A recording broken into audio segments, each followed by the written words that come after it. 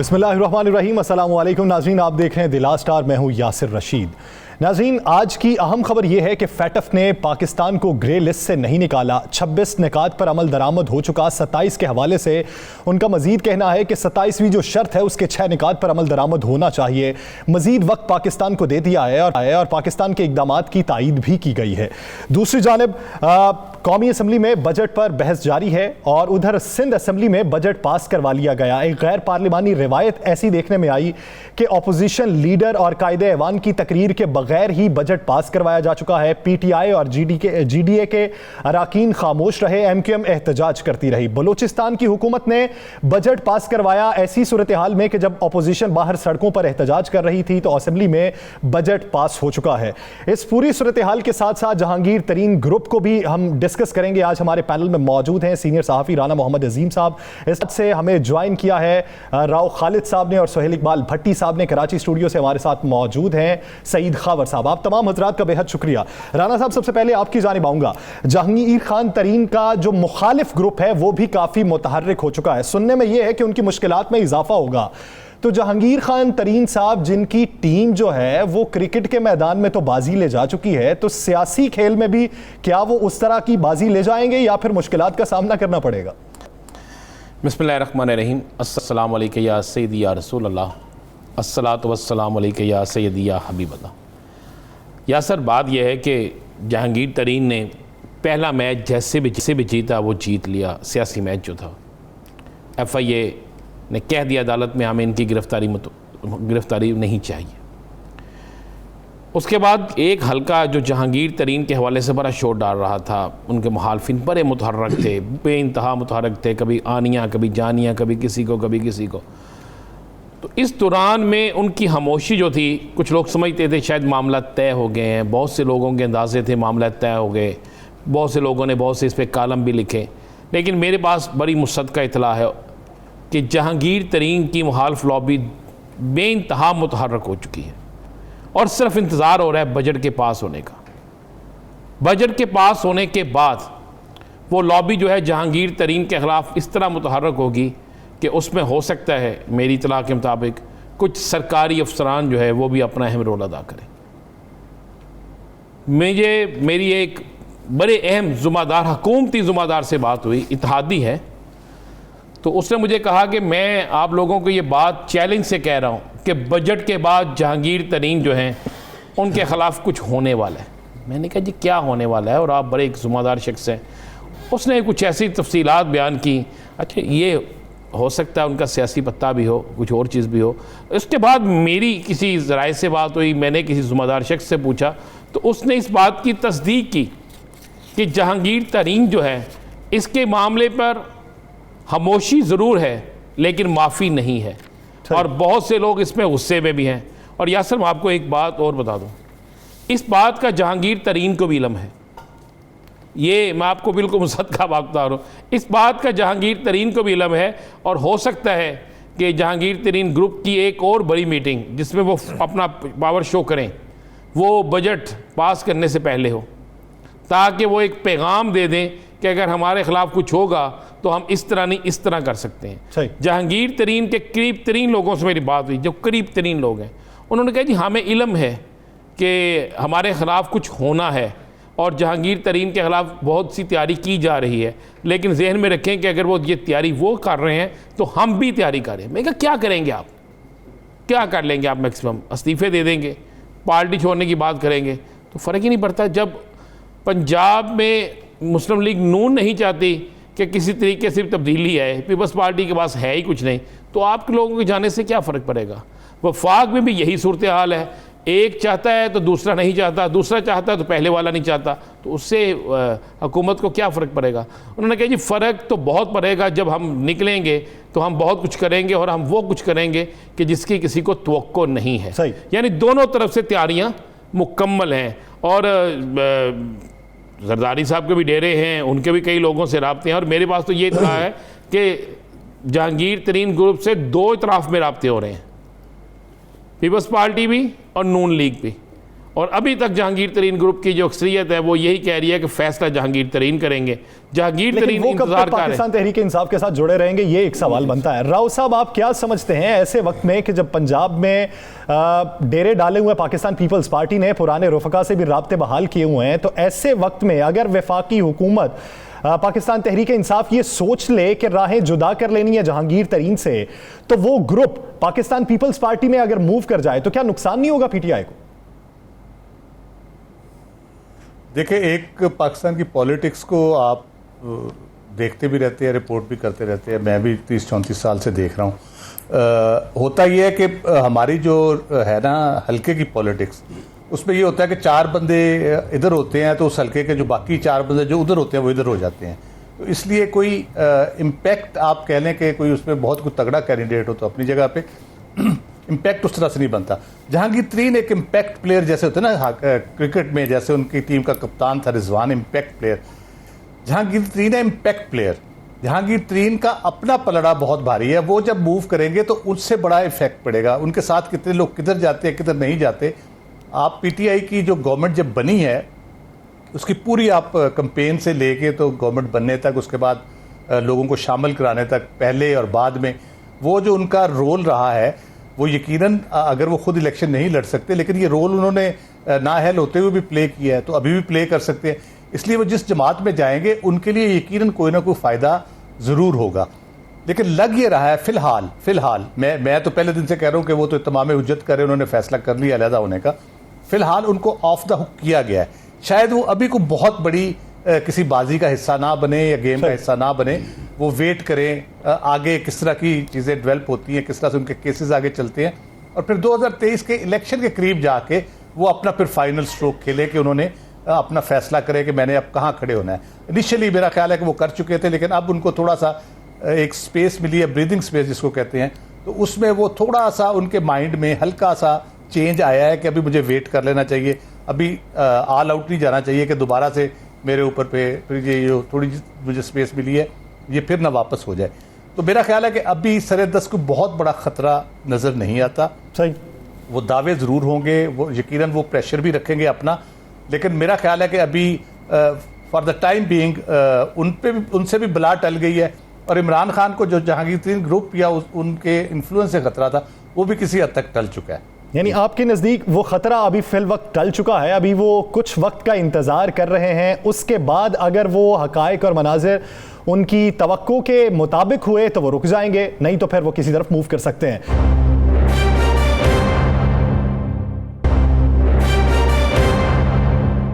खबर साहब, आपसे मुझे ये जानना है कि आज जो सिंध असेंबली में हुआ, जिस तरीके से पाकिस्तान तहरीक इंसाफ और जीडीए अरकान ने खामोशी इख्तियार किए रखी और अपोजिशन का किरदार जो है वो एमक्यूएम निभाती रही, उससे क्या अंदाजा लगाते हैं कि क्या फ्रेंडली अपोजिशन पे माइल हो चुके हैं पीटीआई और जीडीए, और एमक्यूएम एक फायर पे खड़ी हुई है?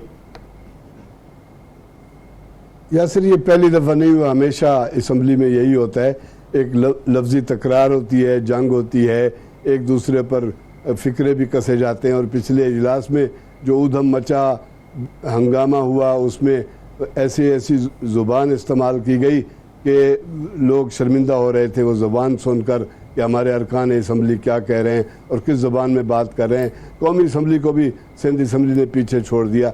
लेकिन जहाँ तक बजट पास करने की बात है, मैं समझता हूँ कि ये बड़ा मानी खेज़ है।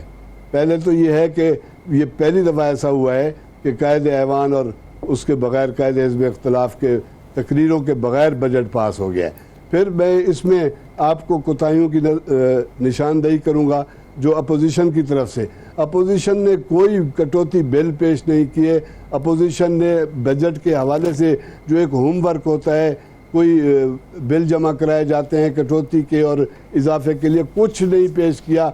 इस पर ना तो जीडीए के लोगों ने कोई काम किया, एमक्यूएम भी ज़्यादातर लफ्ज़ी तकरार तक की हद तक रही है। प्रेस कॉन्फ्रेंस, रैली करेंगे, सिंध हुकूमत के ख़िलाफ़ हम मैदान में आएंगे, एहतजाज करेंगे, लेकिन तहरीक इंसाफ और ख़ास तौर पे GDA और MQM तीनों अपोजिशन की जमातों ने आज मायूस किया है।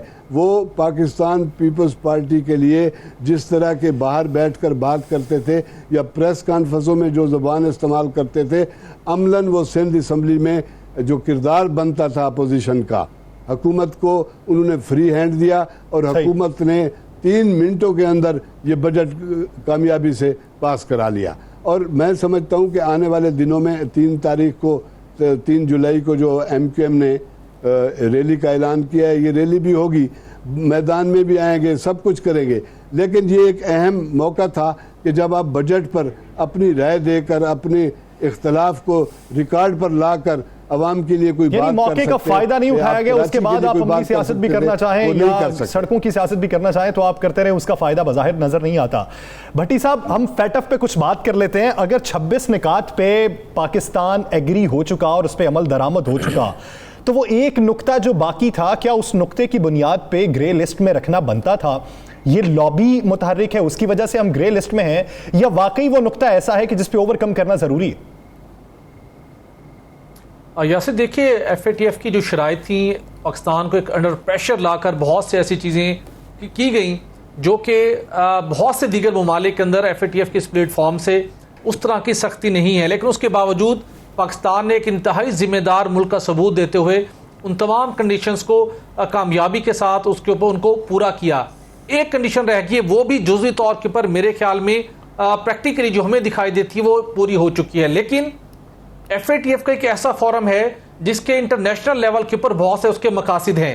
पाकिस्तान के साथ दुनिया के मफादात और दुनिया के इस खित्ते के अंदर जो दुनिया के ममालिक की स्ट्रेटजीज़ हैं, जो पॉलिसीज़ हैं और जो खित्ते के हालात हैं, उसके पेश नज़र भी FATF के प्लेटफॉर्म को यूटिलाइज़ किया जाता है।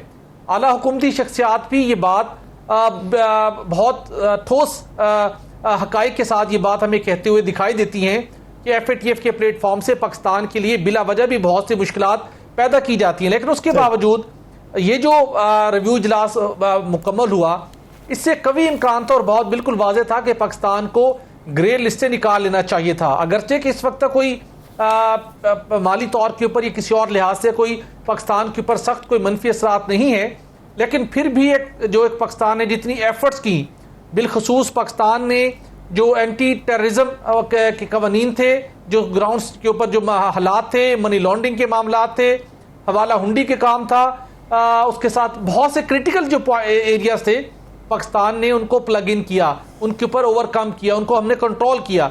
अब एक पॉइंट है जो कि बिलखसूस हमारे निज़ाम इंसाफ के साथ जुड़ा हुआ है और उसके साथ जो दुनिया की नज़र के अंदर जिनको वो दहशतगर्द कहते हैं, अगरचे कि ये एक अलग डिबेट है, बहुत सी शख्सियात को उन्होंने दहशतगर्दों की लिस्ट में डाला, जबकि बहुत सी ऐसी शख्सियात हैं जिन्होंने किसी भी मुल्क के खिलाफ कोई इस टाइप की कार्रवाई नहीं की।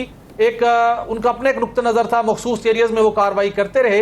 एनी हो, लेकिन पाकिस्तान ने बहुत हद तक उसके ऊपर अमल किया और अब पाकिस्तान को उसमें से निकलना चाहिए था। लेकिन इस मौके के ऊपर जब भी ये रिव्यू इजलास होते हैं, पाकिस्तान के मुखालिफ लॉबी है, भारत है, दीगर ममालिक है, वो भी एक्टिव होते हैं, वो अपना असर और रसूख इस्तेमाल करते हैं और उनकी कोशिश होती है कि अपने मकासद को हासिल करने के लिए वो FATF के प्लेटफॉर्म को इस्तेमाल करें।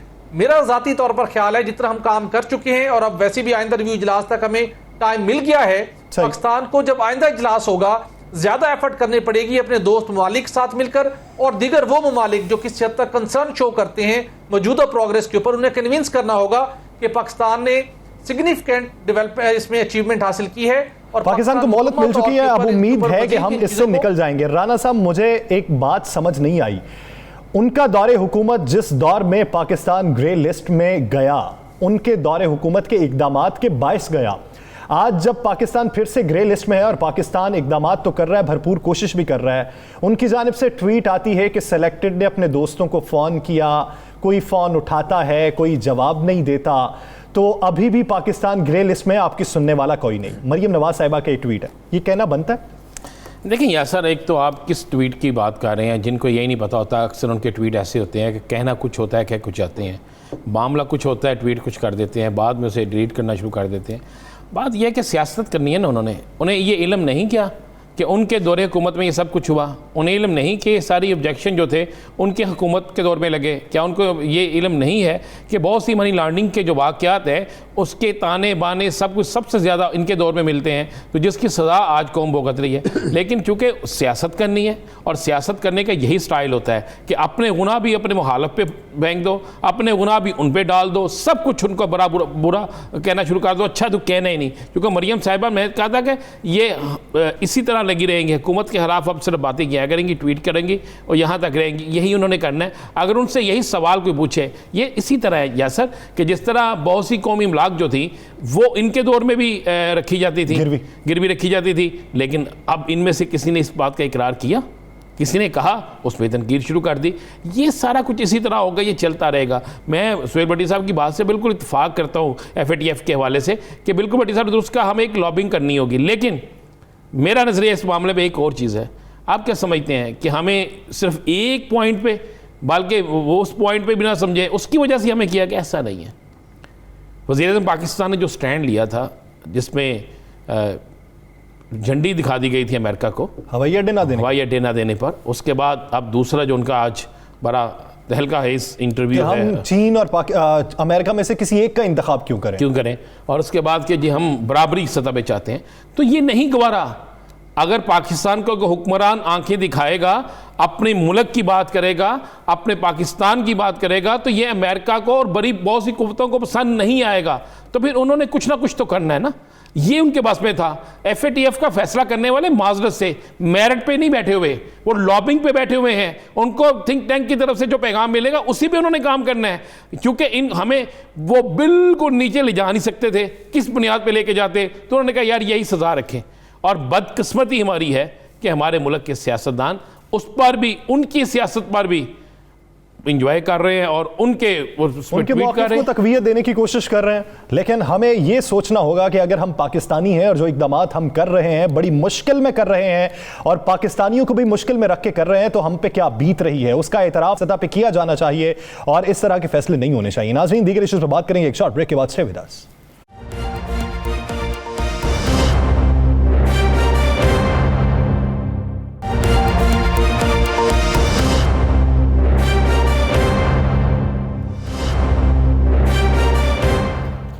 Welcome back. नाज़रीन, हमने भारत से तजारती ताल्लुकात मुनक़ता किए थे। हमारे वज़ीर-ए-आज़म इमरान खान साहब का ये मानना है कि भारत जब कश्मीर के मसले को हल नहीं कर लेता, आर्टिकल का जो नफाज किया गया उसको ख़त्म नहीं कर देता, तब तक भारत से तजारती ताल्लुकात या डायलॉग नहीं हो सकता। ऐसी ही सूरत हाल में पाक इंग्लैंड जो क्रिकेट सीरीज़ थी उसकी नशरियाती जो हुकूक थे वो भी पाकिस्तान को नहीं मिल सके, क्योंकि कैबिनेट ने मंजूरी नहीं दी कि भारतीय कंपनी के साथ आप मुआहिदा कर सकें। लेकिन इत्तलात यह है कि पाकिस्तान टेलीविजन गुज़श्ता अदवार में भी ऐसे वक्त में कि जब हमारे तजारती ताल्लुकात मुनक़ता थे, उनका ताल्लुक भारत के साथ बरकरार था। तो कैबिनेट की मंजूरी के बाद के बगैर क्या ताल्लुक बहाल हो सकता है? इसी बारे में मजीद बात करेंगे। भट्टी साहब की तरफ रुजू करते हैं। भट्टी साहब, क्या वजह है कि कैबिनेट मानती नहीं है, हुकूमत का मौक़िफ़ कुछ और है लेकिन PTV इंतजामिया कुछ और इकदाम उठा रही?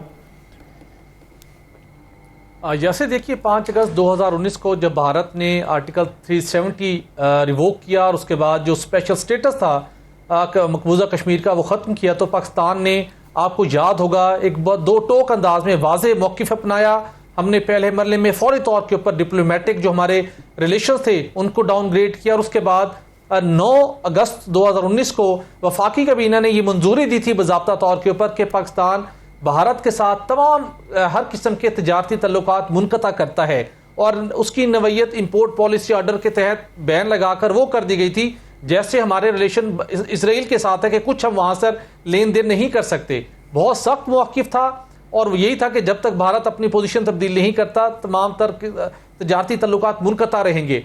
लेकिन इस दौरान हैरानकुन तौर के ऊपर पाकिस्तान टेलीविज़न के, जो कि माजी के अंदर उनके कुछ मुआहदे हुए थे, असूली तौर के ऊपर वो भी ख़त्म हो जाने चाहिए थे, लेकिन उस वक्त खामोशी इख्तियार की गई। 8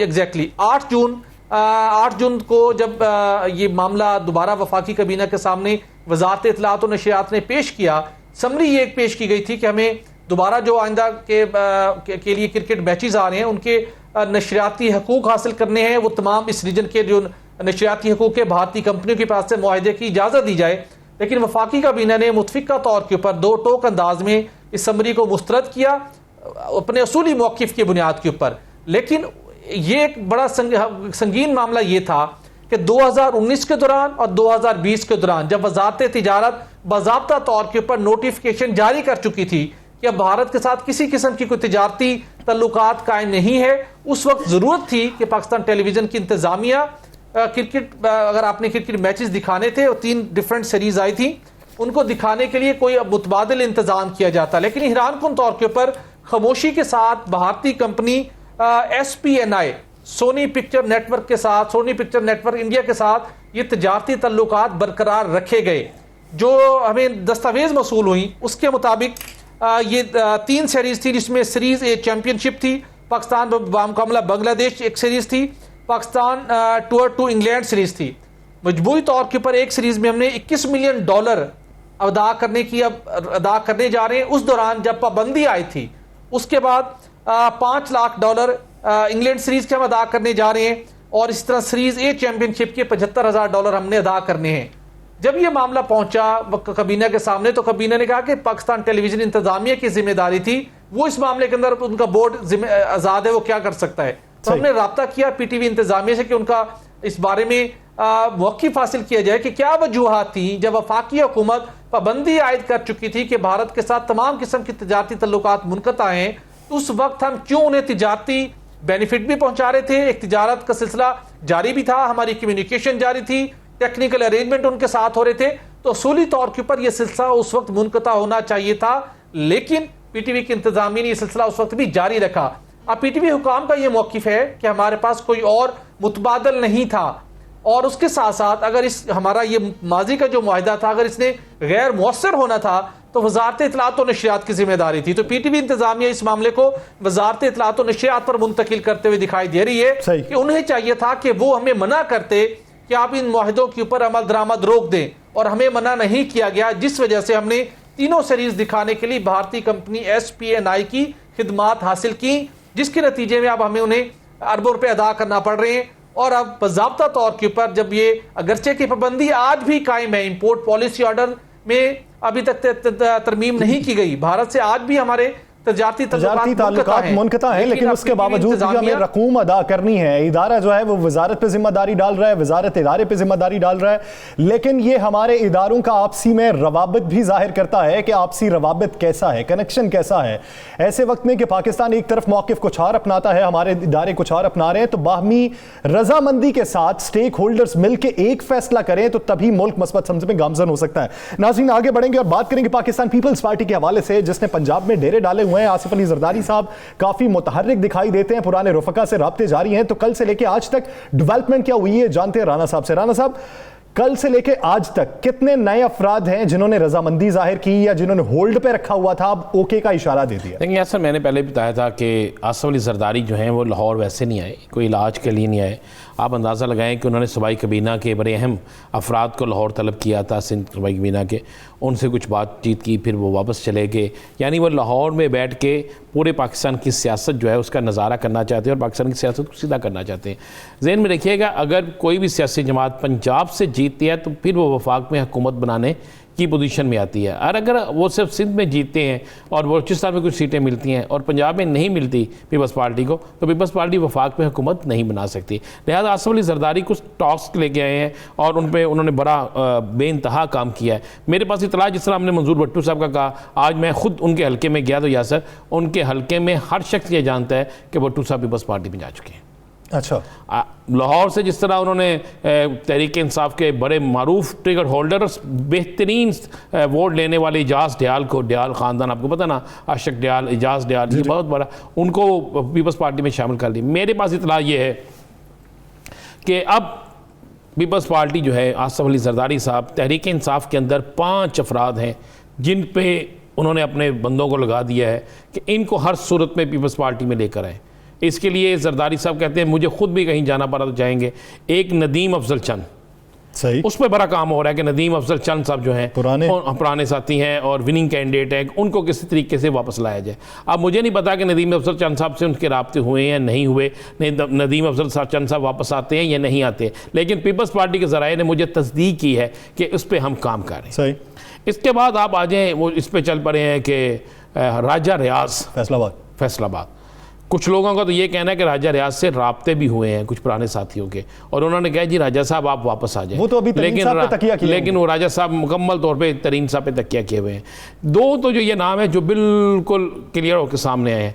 इसके बाद वो राना सनाउल्लाह के मुखालिफ जो जट ग्रुप से तल्लक रखते थे और दूसरे लोग, हाँ, उनकी वापसी के लिए भी भरपूर कोशिशें की जा रही हैं। उस ग्रुप से जो तल्लक रखते हैं, ये किसी दौर में पीपल्स पार्टी के साथ जा रहे थे, उनको वापस लाने के लिए कोशिश की जा रही है। फिर उसके बाद एक बड़ी अहम शख्सियत है, तल्लक उनका जो है वो तल्लक चकवाल इस साइड से है, उन पर भी काम किया जा रहा है। गो अभी नज़र आ रहा है कि शायद वो ना जाएं, लेकिन मेरे इज़राए ने इस बात की तस्दीक की है कि उन पर इस कदर काम किया जा रहा है कि उन्हें कहा जा रहा है कि आप 2023 में आ जाइएगा, लेकिन हमें इनकार ना करें, हमारे साथ कमिटमेंट कर लें। सही। तो आसफ अली जरदारी जो हैं वो लाहौर में बैठ के अपने बिल्कुल मोर्चे को मजबूत किया हुआ है, और अगर आप तहरीक इंसाफ को लाहौर से तोड़ना शुरू कर देते हैं, अगर आप तहरीक इंसाफ को गुजरांवाला से तोड़ना शुरू कर देते हैं, तहरीक इंसाफ को जनूबी पंजाब से तोड़ना शुरू कर देते हैं, तो फिर तहरीक इंसाफ के पास आइंदा इलेक्शन में कुछ चीज़ मुझे नज़र नहीं आती।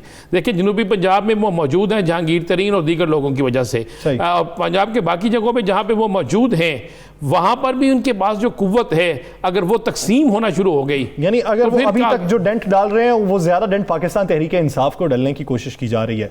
राव साहब, आप क्या समझते हैं? कल हमने बात की, नैयर बुखारी साहब हमारे साथ मौजूद थे, उनसे हमने पूछा कि पंजाब में रिवाइवल के हवाले से पाकिस्तान पीपल्स पार्टी क्या करने जा रही है। उनका ये कहना था रिवाइवल हमारा हक है, हमारा हक है कि हम लोगों से राबिते करें, इस सिलसिले में राबिते जारी हैं, लेकिन मैं डिस्क्लोज नहीं कर सकता। क्या समझते हैं कितना मार्जिन है पंजाब के अंदर पाकिस्तान पीपल्स पार्टी के रिवाइवल का? देखिए, रिवाइवल से तो वो खुद तस्लीम कर रहे हैं कि जो उनका हशर यहाँ पे हुआ, हमें तो पता है कि क्या हशर हुआ पंजाब में पीपल्स पार्टी का और क्यों हुआ है। मंजूर भट्टू साहब का जिक्र हुआ, वो जब सदर बने उसके बाद से पीपल्स पार्टी डाउन ही होती चली गई, और काफ़ी लोगों ने, उनके अपने जो लोग थे वो इस बात का इकरार करते हैं कि उस वक्त हमने जो है दोस्तियां बढ़ाई थी पाकिस्तान मुस्लिम लीग नून के साथ, वो दोस्तियां बढ़ाना हमारे जवाल का सबब बना।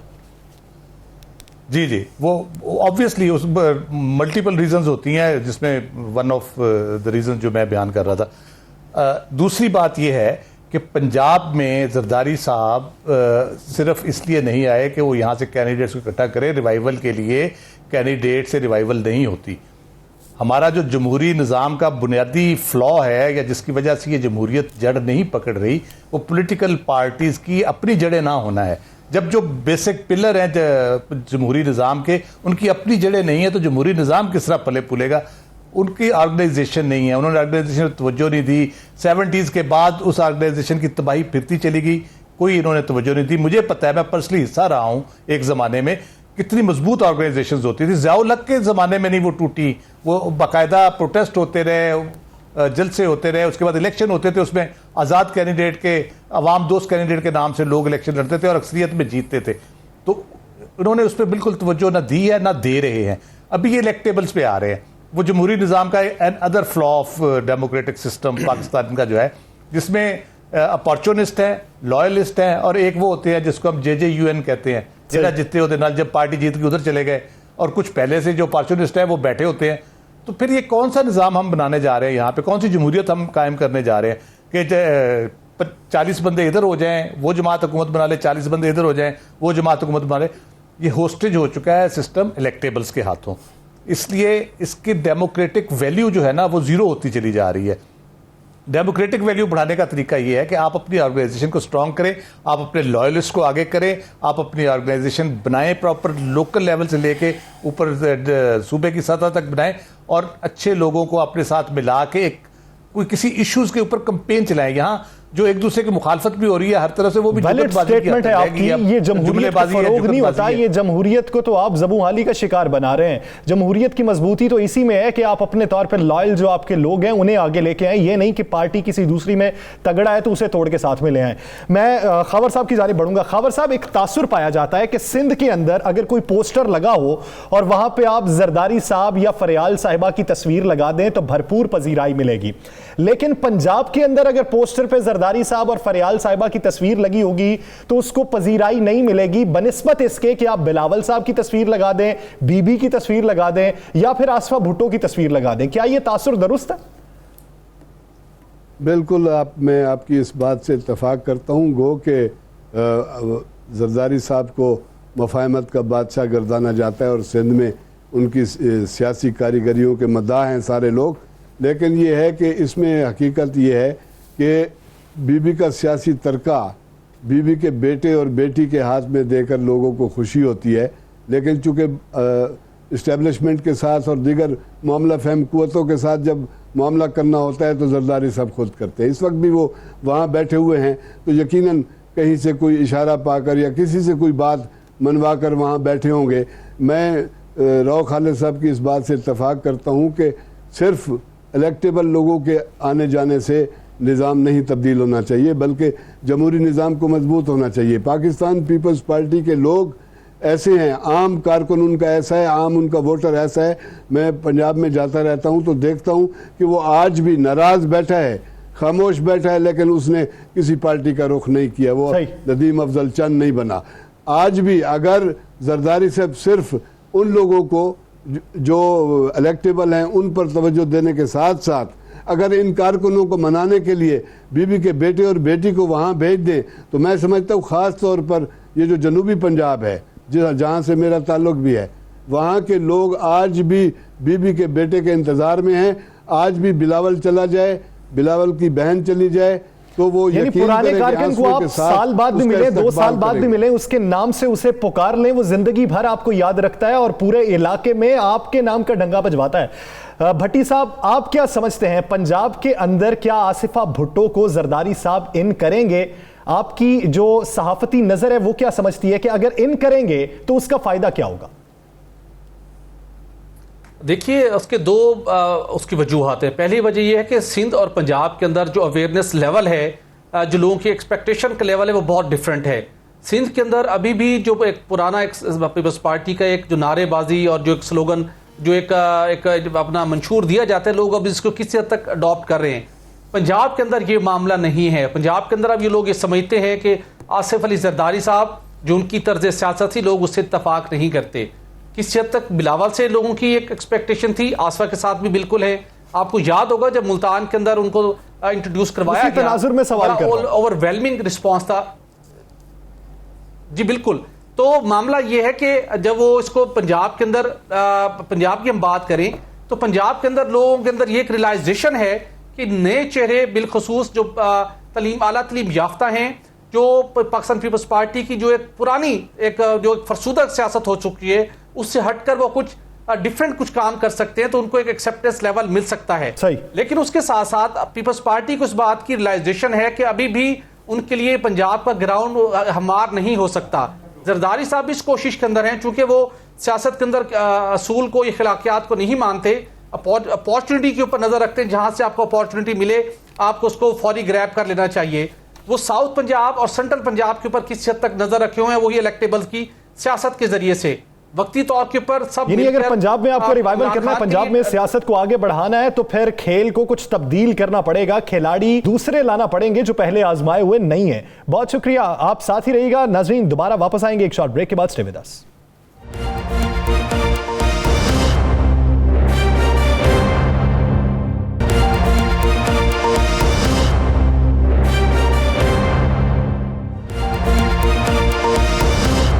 वेलकम बैक नाज़रीन। प्रोग्राम के इस हिस्से में हम बात करेंगे सिंध के हवाले से, वफाक के हवाले से और बलूचिस्तान के हवाले से। सबसे पहले बात होगी वफाक और सिंध के हवाले से। एक तो अदालती रेमाक से तजावुजात केस में, जिसके बाद वज़ीर आला सिंध के खिलाफ जो इस्तीफ़ा लाने की करारदाद है, मुतालबा है, वो जोर पकड़ता जा रहा है। दूसरी तरफ क्या ये फेडरल ट्रीटी बनाने के हवाले से जो अब आवाज़ें उठना शुरू हो चुकी हैं, आर्टिकल 140 के नफाज के हवाले से बातें गर्दिश करना शुरू हो चुकी हैं, इनका क्या बनेगा? सिंध को वफाक के साथ बाहमी रवाबित बरकरार रखने में या मुकाबला करने में सियासी तन्हाई तो नहीं है? इसी पर बात करेंगे। खावर साहब का रुख करते हैं। खावर साहब, अब वफाकी वज़रा सिंध पे चढ़ाई किए बैठे हैं, ये चढ़ाई क्या सिंध को नुकसान पहुंचा सकती है या सिर्फ सियासी बयानबाजी? यासिर, इसके लिए थोड़ा सा हमें पिछले दिनों में जाना पड़ेगा। जब 2018 के इलेक्शन हुए तो तहरीक इंसाफ ने वफाक में हुकूमत बनाई और पाकिस्तान पीपल्स पार्टी ने सिंध में हुकूमत बनाई। तो उस वक्त से लेकर अब तक इन दोनों जमातों के दरमियान सियासी कशमकश जारी है और पहले दिन से वफाकी हुकूमत की कोशिश है कि किसी तरह से, पहले उनकी कोशिश थी कि कराची को एक वफाक के ज़ेर इंतज़ाम इलाका करार देकर फेडरल टेरिटरी करके इसको कंट्रोल में लिया जाए और इसकी तरक्याती काम किए जाए। इसके साथ अब दूसरा एक पहलू शामिल हो गया है, जिसमें सुप्रीम कोर्ट के रिमार्क्स के बाद तजावुजात का केस था। उसमें कहा गया, चीफ जस्टिस ने कहा कि सारे पाकिस्तान में काम हो रहा है, सिंध में काम नहीं हो रहा। उससे हल्लाशेरी मिली वफाक को और उसके वज़रा जो है। जून में 6 वज़रा आए, असद उमर आए, अली जैदी आए, फवाद चौधरी आए, शहबाज गिल आए, शिबली फराज आए और उन सब का उनकी तनकीद का, उनकी तकरीरों का, उनकी प्रेस कॉन्फ्रेंसों का हदफ जो थे वो वज़ीर आला सिंध और सिंध की करप्शन थी। पहले बात हुई वफाक के लिए करता था इसके गवर्नर राज की। सही। जब उनको बताया गया कि ये जो 18वीं तरमीम है इसमें गवर्नर राज की गुंजाइश नहीं है, तो उसके बाद वो 1494 है एक आर्टिकल, जिसमें वफाक जो है मुख्तलिफ इंसानी हकूक़ के हवाले से, माली बेकैदगियों के हवाले से और कुछ और बेकैदगियों तो उसके हवाले से कंट्रोल संभाल सकता था, लेकिन कंक्रीट लिस्ट में उसका दूसरा हिस्सा ही गायब है। वो 1494 जो है इनके लिए काबिल अमल नहीं थी। अब जब सुप्रीम कोर्ट ने इतराज़ किया है सिंध हुकूमत की कारकर्दगी पर, तो ये 140A लेके आए हैं। इसमें भी यही है कि इसमें निगरानी कर सकता है। पहले ये निगरानी इनका ख्याल है वफाकी हुकूमत का कि हम कर रहे हैं।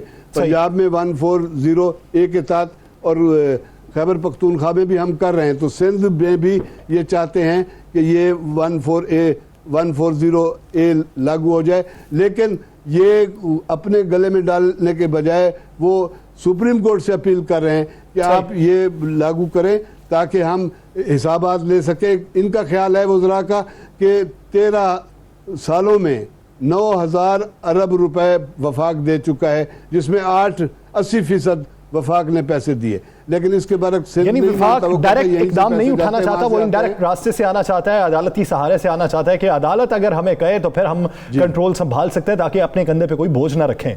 आगे बढ़ते हैं और बात करते हैं बलूचिस्तान के हवाले से। बलूचिस्तान में एक तरफ तो हुकूमत को अपोजिशन का सामना है, अपोजिशन जो सड़कों पर एहतजाज कर रही है, गिरफ्तारियां देने को रजामंद हो चुकी है, तो दूसरी तरफ हुकूमत को अंदरूनी तौर पर भी खलफशार का सामना है। कुछ दिनों पहले साले बुतानी साहब, जिनका ताल्लुक BNP से था, वो वजीर बल्दियात थे, वो इस्तीफा दे गए।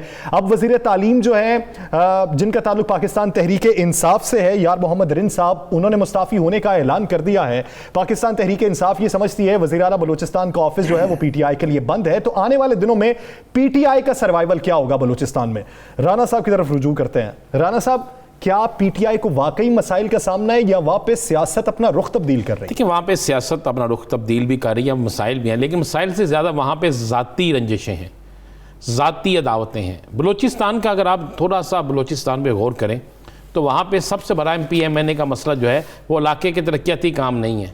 वो दीगर मामला नहीं है। वहाँ पे है कि डिप्टी कमिश्नर मेरी मर्ज़ी से लगे, फ़लाँ तैनाती मेरी मर्ज़ी से हो। इसी वजह से बलूचिस्तान हमेशा, बलूचिस्तान के लोग गिला करते हैं कि हम पसमानदगी की तरफ चले गए, हमारे काम नहीं हुए। हालांकि उसमें किसी और का कसूर नहीं, उनके फ़ंड भी मिलते हैं, फ़ंड कोई ना कोई खा जाता है। जब बलूचिस्तान के अंदर एक सेक्रेटरी के पास से ज़ाती इतनी रकम मिले कि जिसकी इंतहा कोई ना हो, तो आप अंदाज़ा लगा सकते हैं फिर बाकियों के पास कितनी कितनी रकूम्स होंगी। तो बलूचिस्तान के अंदर बिल्कुल सूरत हाल चेंज है। देखें, आप पहले एक वज़ीर इस्तीफ़ा, पिछले आप अगर आप चले जाते हैं जुमे के रोज़ जब बजट पेश होता है तो अपोजिशन ने वहाँ पे क्या किया, उसके बाद जो मामला हुए, अब हुकूमत खुद अंदरूनी तौर पर इतनी मुश्किलात का शिकार है। इसमें कोई शक नहीं कि हुकूमत अभी नहीं जाएगी। हुकूमत उस वक्त जाएगी जिस वक्त हुकूमत को भेजने वाले चाहेंगे। अभी हुकूमत को भेजने वाले हुकूमत को नहीं भेज रहे, हुकूमत फ़िलहाल नहीं जाएगी। लेकिन हुकूमत के अंदर इख्तलाफात इस कदर ज़्यादा हो चुके हैं कि अब तहरीक इंसाफ के जिस वज़ीर ने, यार मोहम्मद राना ने जो इस्तीफ़ा पेश किया है, उसमें आप गौर करें, उनकी पहले तकरीर आप सुने। उस तकरीर में उन्होंने अपनी जमात को भी और वज़ीर आला बलूचिस्तान को भी खूब रगड़ा लगाया, खूब उनके खिलाफ बोले। और अब तो उन्होंने यह तक कह दिया कि हमें तहरीक इंसाफ ने बेयार और मददगार इनके रहमो करम पे छोड़ दिया है। अब यार मोहम्मद रन साहब ये नहीं समझते कि अगर यहाँ पे तहरीक इंसाफ बगावत कर देती है, अगर यहाँ पे तहरीक इंसाफ इनको साथ छोड़ देती है, तो कौमी असम्बली और सेनेट में इस जमात के लोग क्या तहरीक इंसाफ के साथ रहेंगे? तो आप जब वफाक में एक बड़ी कमज़ोर पोजीशन पे मौजूद हैं, खड़े हैं, तो मुफाहमत अपनानी चाहिए। अब वहाँ पे मामला आप पूरे इस्तीफे में देखें ना, सबसे पहला मसला क्या है जो उनकी तकरीर भी है कि जी मेरे हल्के में डिप्टी कमिश्नर जो लगा है वो मेरा मुखालिफ है, फलाह किया गया। एक चीज़ ध्यान में रखिएगा, अगर कोई शख्स ये बात कहे कि बलूचिस्तान के अंदर जराइम पेशा अफराद को फंड्स दिए जा रहे हैं तो मुमकिन नहीं है। सही, वहाँ बहुत से इदारे जो हैं इस चीज़ पर नज़र रखे हुए हैं, क्योंकि भारत ने भी एक वक्त में अपना मस्कन जो है वो बलूचिस्तान को बनाने की कोशिश की थी। वहीं से पाकिस्तान के अंदर दहशत गर्दी शुरू की जाती थी, वहीं से लोगों को पाकिस्तान के खिलाफ खड़ा किया जाता था, वहीं से एक वहाँ पे मुत्तहिद होना चाहिए तमाम जमातों को और अफ़ाम तफ़हीम से ही काम चलाना चाहिए। राव साहब, आपकी राय क्या है? पाकिस्तान तहरीक इंसाफ को बलूचिस्तान में मुश्किलात क्या हैं और उनके पास जवाब उसका क्या है? देखिए, सरदार यार मोहम्मद रिंद पीटीआई के सबसे ज़िम्मेदार शख्स हैं वहाँ पे। उनकी तरफ से जो रिजेंटमेंट शो की जा रही है, और ये तीसरी दफ़ा आई थिंक उन्होंने इस तरह का स्टेप लिया है, रिज़ाइन करने की हद तक वो चले गए हैं। एक तो मेरी ज़ाती इत्तला ये है कि आसिफ जरदारी साहब ने भी उनसे रब्ता किया था, को फ़ोन शोन करके मे भी उन्होंने उनको हलाशेरी दी हो, लेकिन उनके ज़ाती ग्रीवियंसेस भी हैं ऑब्वियसली उसमें, जैसे डीसी का उन्होंने जिक्र कर दिया है, जिसका भी किया भारत, उनके पर्सनल ग्रीवेंसेस वहाँ पे हैं। फेडरल गवर्नमेंट ने बेयारो मददगार पीटीआई को नहीं छोड़ा हुआ, लेकिन आप देखें, राणा साहब ने बड़ा राइटली पॉइंट आउट किया कि आप अफगानिस्तान में जो सूरत हाल डेवलप होने जा रही है, और हमारे बलूचिस्तान तो पहले ही अभी बहुत वल्नरेबल है, वहाँ पे दहशतगर्दी के वाक़यात होते हैं, वहाँ से इन्फिल्ट्रेशन के बहुत ज़्यादा उस इलाके में ज़्यादा हो रहे हैं, बहुत सिक्योरिटी फोर्सेस बड़ी कुर्बानियाँ दे रही हैं वहाँ पे हमें निज़ाम को बेहतर करने के लिए जो वहाँ काविश चाहिए, वहाँ पे अगर पॉलिटिकल अनरेस्ट साथ क्रिएट हो जाता है तो ये अफगानिस्तान में अमेरिकी फ़ौज के निकलने के बाद जो लोगों का इन्फ्लक्स है, यानी बलूचिस्तान की सियासत इस कदर अहमियत की हामिल है कि खत्ते की सियासत को देखते हुए वहाँ की सियासत करनी चाहिए। भट्टी साहब, आपकी क्या राय है? यार मोहम्मद रिंद साहब कहते हैं कि बलूचिस्तान की तबाही की तारीख लिखी जाएगी तो उसमें मैं शामिल नहीं हूँगा। इस तरह के बयानात देना, ये बलूचिस्तान की सियासत को किस नहज पे ले जाएगा? देखिए, इस बयान को, ऐसा बयान उनको कतई नहीं देना चाहिए था। दूसरी बात यह है कि जो बलूचिस्तान के अंदर अब तक की जो हमें तबाही नज़र आती है और जो मज़ीद बेहतरी होनी चाहिए, वहाँ पर कलीदी किरदार अदा करना पड़ेगा। भले कोई पाकिस्तान तहरीक इंसाफ से वाबस्ता हो, वो किसी भी जमीयत उलमा इस्लाम से हो, PMLN से हो, किसी पार्टी से हो, उन सबको बलूचिस्तान के अंदर सूरत हाल को बेहतर बनाने के लिए अपना वहाँ आवाम के साथ अपने रवाबित को बेहतर बनाना पड़ेगा, अपने पॉलिटिकल फुटप्रिंट्स को वहाँ पर स्ट्रॉन्ग करना पड़ेगा। बदकिस्मती के साथ जितने बड़े अवामी लीडर्स हैं, बेशतर वहाँ पर से वो सियासत करते हैं, MPA बनते हैं, वजीर बनते हैं, लेकिन उनकी बच्चे, उनकी अपना क्या, वो या तो ज़्यादातर इस्लामाबाद में है या कराची में है, उन ज़्यादा वक्त उनका बाहर गुजरता है। उन्हें इख्तलाफात अपनी जगह के ऊपर यकीन तौर के ऊपर उन्हें मजीद वसाइल मिलने चाहिए, लेकिन उन वसाइल का मतलूबा इलाकों में मतलूबा तरीके अंदाज में मतलूबा कवायद के मुताबिक उन इलाकों में खर्च भी होना चाहिए जो आवाम के मसाइल को हल करने के अंदर मददगार साबित हो सकता है। यानी इस वक्त जितनी भी जमातें बलूचिस्तान में मौजूद हैं सड़कों पे सियासत करने की बजाय ऐवान की सियासत करें, मुस्बत सियासत करें। जिस तरह की सूरत हाल है उसमें मुस्बत किरदार जो अदा करना है वो वक्त की जरूरत है। बहुत शुक्रिया राना अजीम, इकबाल भट्टी साहब, राव खालिद साहब और सईद खावर साहब इस हवाले से अपना वक्त देने के लिए। नाज़रीन, द लास्ट आवर से मुझे यासिर रशीद को दीजिए इजाजत। अल्लाह ने के बाद।